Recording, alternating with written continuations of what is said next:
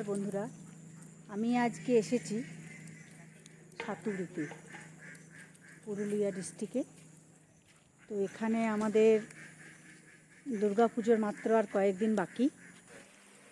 এখানে আমাদের সাতুরি রবীন্দ্র মঞ্চে ঠাকুর বানানোর কাজ চলছে।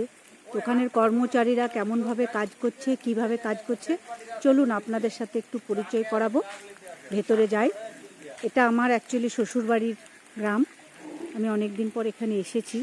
এই দৃশ্য আমি অনেক ছোটোবেলায় দেখেছি, দেখে আর লোক সামলাতে না পেরে এখানে চলে এলাম। চলুন।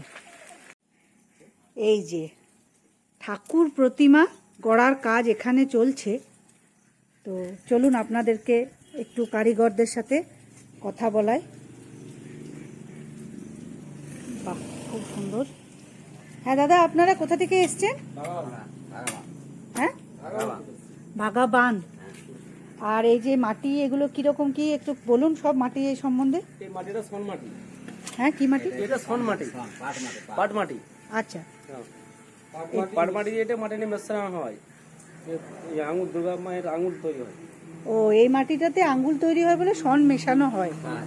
আচ্ছা, এই যে এখানে এটা পোড়ানো আছে, এটা শন? না না, এটা সন না, এটা খড়, ছাই। ও, এটা ছাই। এটাকে মেশাচ্ছেন? আচ্ছা, মানে তাহলে ভাঙে না আঙ্গুলগুলো নাকি? না, ভাঙে না। আচ্ছা, আর বাকি এই যে মূর্তি হচ্ছে, এটা কি ব্যাপার? পলি মাটি দিয়ে, পলি মাটি বাইরে থেকে আসে? বাইরে থেকে আসে। কোথা থেকে আসে? এখানে সাতুরি দিয়ে হয়। এই সাতুরি। আচ্ছা, মাটিটা, বলুন। বলছি মাটিটাকে ভালো জায়গা থেকে বাঁচিয়ে নিয়ে আসা হয়।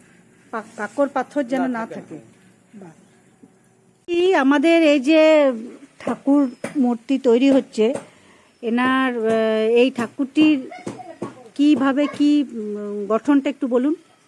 প্রথমে ধরুন কাঠ লাগে, তার বাঁশ লাগে, এই জলই লাগে, যেটা আপনার কাঠি বলা হয়। আচ্ছা, হ্যাঁ, সেটা দিয়ে বানানো হয়। ড্রিল মেশিনে ড্রিল করে হোল করা হয়। তারপর টেক্সচার হয়ে গেল, তারপর আপনার খড় বানানো হয়। খড় বানানো সুতলি দিয়ে বাঁধানো হয়। সুতলি দিয়ে বাঁধার পর আপনার মাটি, ওই তুষ মাটি যেটা বলা হয়, প্রথমে তুষ মাটি চাপানো হয়। তুষ মাটির পর এখন যেটা করছি আমরা, এখন মুক্তু বসার পর ওই যে পলি মাটি, যেটা পলি মাটি দেওয়ার পরে ধরুন কাপড় বসানো আছে। এবার কাপড় বসানোর পর পালিশ হবে। পালিশ হবে। হ্যাঁ, পালিশটা কি দিয়ে করবেন? হ্যাঁ, পালিশ কি দিয়ে? পালিশটা আপনার ওই তাল পাতা। তাল পাতা? তালে, হ্যাঁ, তালের পাতা দিয়ে হয়। আর তার সাথে কিছু দেবেন না? না, তার সাথে কিছু দেবো না, শুধু তাল পাতা দিয়ে ঘষা? তাল পাতা দিয়ে ঘষা। হ্যাঁ, এরপর ধরুন ওইটা হয়ে গেল না, আঙুল বসা হবে। আঙুল বসা হলে বাস, এটা শেষ কাজ। বা তারপর কালার? হ্যাঁ, তারপরে কালার। আচ্ছা, বাহ, ঠিক আছে। খুব ভালো লাগলো শুনে, আপনাদের হাতের কাজ দেখেও খুব ভালো লাগলো।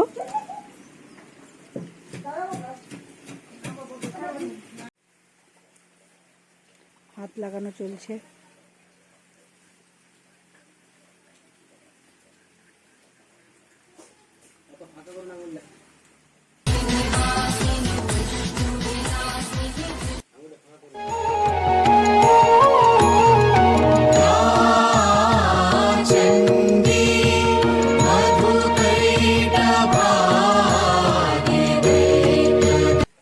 আমাদের সকলের আশীর্বাদ প্রাপ্ত হাত।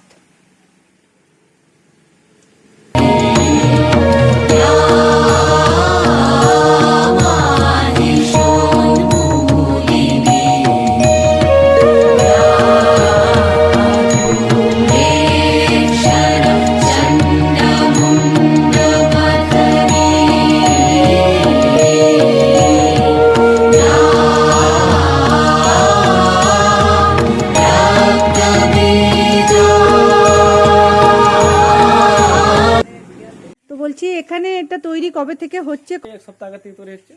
আসি যাবে পুরো? হ্যাঁ, আর কালার আছে? কালার ফালার সব কমপ্লিট 5 দিনের মধ্যে কমপ্লিট হয়ে যাবে। হয়ে যাবে? পুজোর অনেক আগেই শেষ হয়ে যাবে তাহলে? আমরা মহালয়ার পরে রং শুরু করব। মহালয়ার পরে রং শুরু করব। তারপরে এটা আবার নিয়ে যাবেন কি করে? এখানে গাড়িতে নিতে যাবো। গাড়িতে করে নিয়ে। এখানে কাপড় লাগানোর কাজ হচ্ছে, যাতে মাটিটা কাপড় লাগানো কাজ হচ্ছে। কাপড় লাগালে ফাটবে না।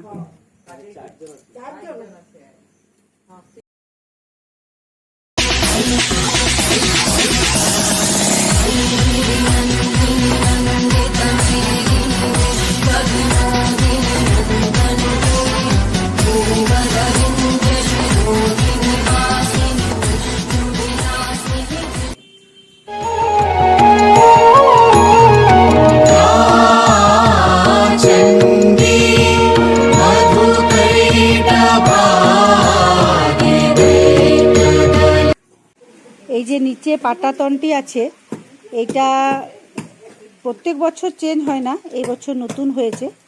দীর্ঘদিন ধরে থাকার কারণে এটা যখন জলের মধ্যে নষ্ট হয়ে যায় তখন এটা চেঞ্জ হয়। তো এই বছর এটা চেঞ্জ হয়েছে। তার উপরে আমাদের মা দুর্গার অবয়ব তৈরি হয়েছে।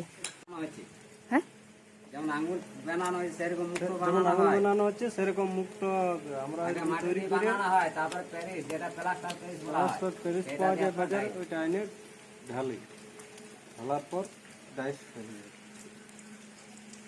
দিয়ে ছাঁচে মুখ তৈরি হয়ে যায়। হ্যাঁ, বাহ, মুখটা কিন্তু খুব সুন্দর হয়েছে, অপূর্ব। আপনাদেরকে আমি নিয়ে এলাম আমাদের দুর্গা মণ্ডপে, সাতুরি গ্রামের। এটা এখন নতুন আধুনিকীকরণ হলো, টাইলস বসিয়ে গেট, রং, চুন সব চলছে। আর ঠিক এই কারণেই আমাদের রবীন্দ্র মঞ্চের ওখানে ঠাকুর প্রতিমা গড়ার কাজ চলছে। তো আমার ব্লগ যদি আপনাদের ভালো লাগে আমার চ্যানেলকে সাবস্ক্রাইব করতে ভুলবেন না। পুজোর তো এখনও অনেকটা দিনই বাকি, এর মধ্যে এগুলো সব কাজ কমপ্লিট হয়ে গেলে মা এখানে আসবেন এবং পূজিত হবে। মায়ের আগমনের এখনও 16-17 দিন বাকি। অসম্পূর্ণ কাজ নিয়ে আমরা ফিরে যাচ্ছি, পরে আবার আপনাদের সাথে দেখা হবে।